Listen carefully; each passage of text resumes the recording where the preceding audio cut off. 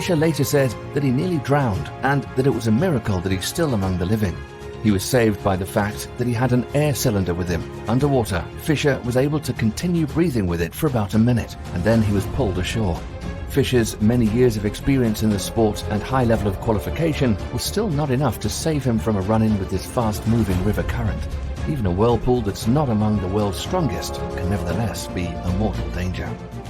And now, here's a real example of an artificially created giant whirlpool that turned out to be thousands of times more dangerous than that one in the Congo.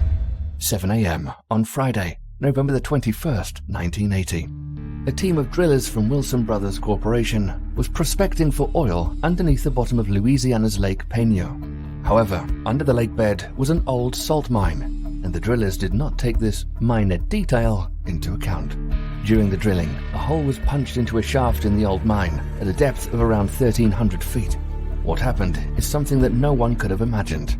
The water plunged down into the space that had opened up, instantly demolishing the walls, vaulting, and supports of the mine shaft. On the surface, an enormous whirlpool formed, 180 feet in diameter, and it destroyed a tugboat, a drilling rig, 11 barges, a whole island with a botanical garden on it, dozens of trucks, and even several houses. Luckily, not a single human life was lost. A whirlpool of such immense power could easily pull the legendary Titanic to the bottom, as that ship's mass was several times smaller than the total mass that the artificially created Lake Peña whirlpool sucked in.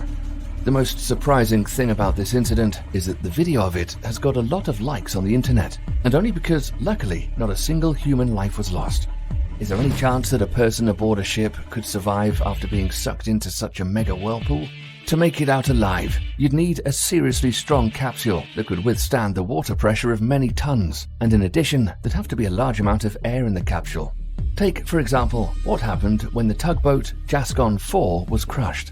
The tugboat capsized and sank off Nigeria on May 26, 2013. Everyone on board died, except the ship's cook, Harrison Okene.